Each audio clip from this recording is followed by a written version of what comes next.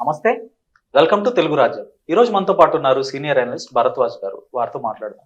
Sir నమస్తే. నమస్తే sir, ఒక 10-15 ఏళ్ల క్రితం వరకు జగన్మోహన్ రెడ్డి మీద ఆయన 1,00,000 కోట్ల అవినీతి చేశాడు, ఆయన తండ్రి వైఎస్ రాజశేఖర రెడ్డి మహామేత, ఇట్లాంటి కరప్షన్ యాంగిల్లో జగన్ మీద అయితే ఉధృతంగా దాడి చేసింది నాటి టీడీపీ కానీ టీడీపీ అనుకూల పత్రికలు కానీ.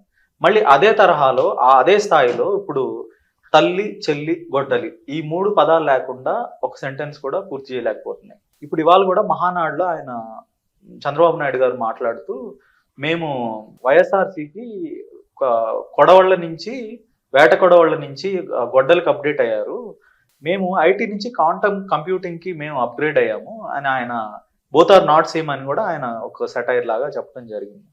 సో ఎందుకు వైఎస్ఆర్సీపీ తమ మీద వస్తున్న విస్తృతమైన మూకుమ్మడి దాడి, గొడ్డలి పార్టీ, తల్లి చెల్లి, ఈ దాడిని ఎందుకు ఎదుర్కోలేకపోతుంది అంటారు? వాళ్ళు చేయాల్సింది ఏంటంటే, చెయ్యాల్సింది ఏమిటి అనే దానికంటే కూడా ఇది జరిగి తీరుతుంది. ఎందుకంటే చంద్రబాబు నాయుడు గారి ప్రోగ్రాం అది. ఆయన ఎవరి మీదైనా ఎవరి నుంచి అయినా ఏదో ఒక సమాచారం తీసుకుని వాళ్ళ మీద అన్వాంటెడ్గా దాడి చేసేయగలడు, సమర్థుడు ఆయన. ఆయన జీవితం అంతా ట్రోలింగ్ మీదే బతికాడు ఆయన. ఈ ట్రోలింగ్ అనేది ఇప్పుడు చెప్పుకుంటున్నారు జనాలు. ఆయన ఎన్టీ రామారావు మీద కూడా ట్రోల్ క్రియేట్ చేయగలిగాడు ఆ రోజున. అంటే ఆయన టోటల్గా లక్ష్మీ పార్వతి గారి కంట్రోల్లోకి వెళ్ళిపోయాడు. ఆయన మన మాట వినటం లేదు, ఆవిడ పూర్తిగా కంట్రోల్లోకి తీసేసుకుంది. ఇప్పుడు ఆయనతో ఏం చేయించినా చేయిస్తుంది ఆవిడ. కాబట్టి మన అందరం అప్రమత్తం కావాలి, ఎన్టీఆర్ని తెలుగుదేశం పార్టీని కాపాడుకోవాల్సిన బాధ్యత మంది, ఈ విషయం ఆయనకు తెలియకుండా జరగాలి అని చెప్పి ఆయన మీద ఉన్నవి లేనివి కల్పించి ప్రచారం చేసి అందరి బుర్రల్ని తన వైపుకు తిప్పుకుని ఇంత డ్రామా నడపగలిగాడు ఆయన ఆ రోజున. కాబట్టి ఈ ట్రాల్ చేయటం అనేటువంటిది ఆయనకు వెన్నతో పెట్టిన విద్య. ఆయనకు చిన్నప్పటి నుంచి తెలుసు ఇది. ఎవరినైనా టార్గెట్ చేస్తే ముందు వాడిని సొసైటీతో ఎలిమినేట్ చేయించాలి, ఆ తర్వాత ఫిజికల్గా మనం ఏమైనా చేస్తామా చేయవా అనేది వేరే గొడవ. ముందైతే ఆయన ఐడియాలజికల్గా అందరికీ ఎనిమీని చేసేయాలి, పక్కకి నెట్టించేయాలి జనం చేత. ఆ తర్వాత మనం మన కథ నడిపించాలి అనేది ఆయన చిన్నప్పటి నుంచి ఆయన నేర్చుకున్న విద్య అది. ఆయన ఎలా అంటే ప్రతి మనిషికి ఏదో ఒక ఎక్స్పోజరు, ఎదగటానికి సంబంధించినటువంటి ఒక వ్యూహము తనకు తాను రూపొందించుకుంటాడు. అలా రూపొందించుకున్నాడు ఆయన. ఆ స్టైల్ అది అమెరికన్ స్టైల్ అనుకుంటాను నేను. అది అమెరికన్ స్టైల్ అనొచ్చు, రామాయణం స్టైల్ అనొచ్చు, ఏదైనా అనొచ్చు.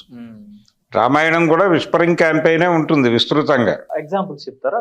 రామాయణంలో కూడా ఇలాంటి విస్పరింగ్ క్యాంపెయిన్ అంటే రావణుడు సీతనెత్తుకుపోయాడు అని చెప్పేసి ఆ విస్పరింగ్ క్యాంపెయిన్ మాటలు ఆయన చంపేయటం.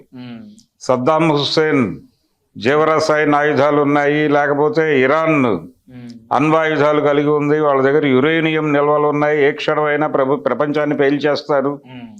అక్కడ ఇరాక్లోనేమో సద్దాం హుస్సేన్ జీవరసాయన ఆయుధాలు ఉన్నాయని గోల చేసి సద్దాం హుస్సేన్ని చంపేసి అవేవీ లేవని అక్కడ చెప్పి, ఇక్కడేమో ఖుమైనీని చంపేసి అవేవీ లేవని చెప్పి ఈ డ్రామాలు ఆడటంలో అమెరికా సిద్ధాస్తం. అలాంటి టాలెంట్ ఇక్కడ పుష్కలంగా ఉన్నటువంటి వాడు చంద్రబాబు నాయుడు. కనుక ఆయన ఏది జరిగినా అలా ఒక ట్రోల్ కోసం ఒక పేజ్ ఉంచుకుంటాడు. అలా ఉంచుకుని ఆ దాడులు చేసుకుంటూ ఉంటాడు. అయితే కౌంటర్ దాడులు చేయటం మాత్రమే కాదు వీళ్ళు చేయాల్సిన పని. పొలిటికల్గా తమని తాము స్ట్రెంగ్థన్ చేసుకోవడానికి ఏం చేయాలి జనంలో అనేది, గ్రౌండ్ ఏరియాలో పనిచేయటం అనేది జరగాలి. అంటే ప్రభుత్వాన్ని జనంలో నిలబడి ఎండగట్టడం అనే ప్రోగ్రాం జరగటం లేదు ఏపీలో. దాన్ని అడ్వాంటేజ్ తీసుకుని చంద్రబాబు చెలరేగిపోతున్నాడు. రోజుకు ఒక విచిత్రమైన అంశాన్ని ఎజెండా మీదకి తీసుకొస్తాడు ఆయన వ్యూహాత్మకంగా. అక్కడ గ్రౌండ్ రియాలిటీ, జనాలు పడుతున్న సఫరింగ్స్ అవి రాకుండా ఈ రోజున ఈయన ఇప్పుడు ట్రోల్ జరుగుతోంది కదా, ప్రొఫెసర్ నాగేశ్వర్ గారి ఎపిసోడ్ను కూడా ఇలా వ్యూహాత్మకంగానే తెచ్చి ఎజెండా అంశంగా మార్చారు. గత 2 రోజుల నుంచి అదొక డైవర్షన్ స్కీమ్. అంతకుముందు పవన్ కళ్యాణ్ని ఈయనేదో అన్నాడని ఒక డైవర్షన్ స్కీమ్. ఇలా డైవర్షన్ స్కీముల మీదుగా నడుస్తోంది కథ ఏపీలో. పూర్తిగా ప్రజల సమస్యలు అనేవి ఆ చర్చ జరగట్లేదు, పూర్తిగా పక్కదారి పట్టింది. వైసీపీ కూడా ఆ చర్చలో లేదు. అవును. వైసీపీ కూడా సీరియస్ గా పబ్లిక్ ఇష్యూస్ లో లేరు వాళ్ళు. అవును. పబ్లిక్ ఇష్యూ కాని విషయాలన్నీ పట్టుకొని తెలుగుదేశంతో యుద్ధం చేస్తున్నారు వాళ్ళు. అవును. అది అలా చేస్తే కుదరదు. గ్రౌండ్ రియాలిటీ, మీరు జనంలోకి వెళ్ళండి, వాళ్ళ సమస్యలు తెలుసుకోండి, ఆ సమస్యల మీద సంఘటితపరచండి, వాళ్ళతో కలెక్టరేట్ల దగ్గర యుద్ధాలు చేయించండి.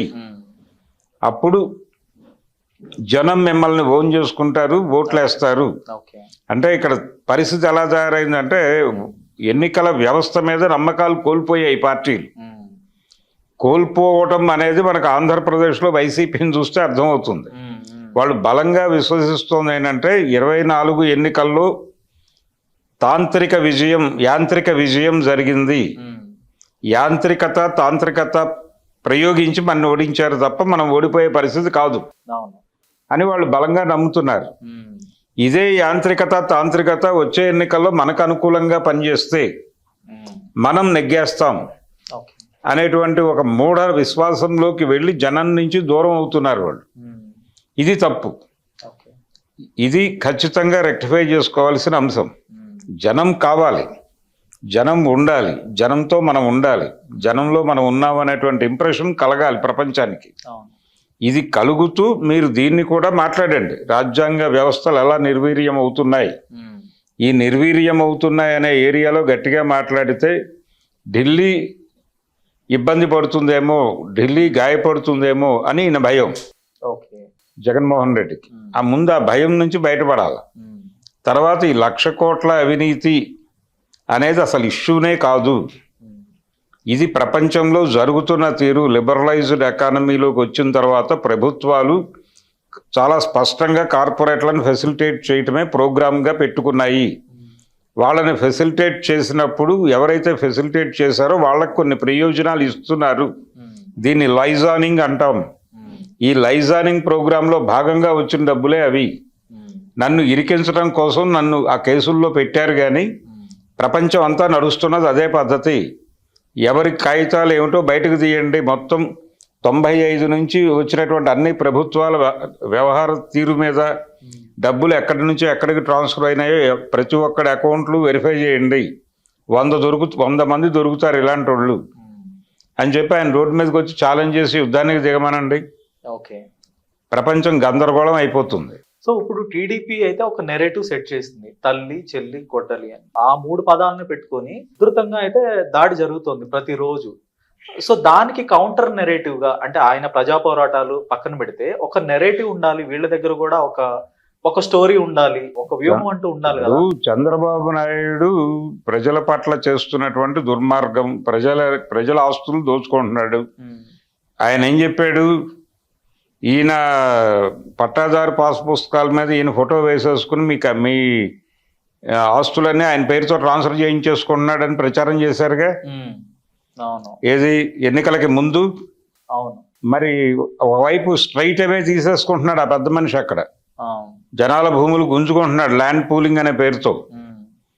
మరి అదేంటి, ఇదేమో జగన్ వస్తే మీ భూములు ఏమి ఉండవు లాక్కుంటాడనే ప్రచారం. అవునండి, ఈయన ఏం చేస్తున్నాడు, చంద్రబాబు తీసుకుంటున్నాడు కదా అమరావతిలో ల్యాండ్ పూలింగ్. మళ్ళీ ఆ తీసుకుంటున్న వ్యవహారం మీద మీ స్టాండ్ ఏమిటో చెప్పారా ఏ రోజైనా?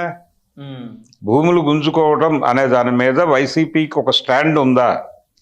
స్టాండ్ గనక ఉంటే వాళ్ళు ఆ రోజున రాజధాని ఇక్కడ ఉండదు, 3 రాజధానులు అన్న రోజు ఆ ప్రకటన అసెంబ్లీలో చేసి 2వ రోజున ఆయన ఆ రైతులతో సమావేశం అయ్యి వాళ్ళ పుస్తకాలు వాళ్ళకి ఇచ్చేసి, వాళ్ళ డాక్యుమెంట్లు వాళ్ళకి ఇచ్చేసి, మీ భూములు మీరు ఏవైనా చేసుకోండి, దానికి హక్కుదారులు మీరే, ఇప్పటి వరకు ప్రభుత్వం మీకు డబ్బులు చెల్లించింది, ఇంకొక 6 నెలల డబ్బులు మీకు బఫర్ వేస్తాం, ఇక్కడతో మీ క్లోజ్, మీరు వ్యవసాయం చేసుకుంటారా, ఇల్లు కట్టుకుంటారా, లాడ్జ్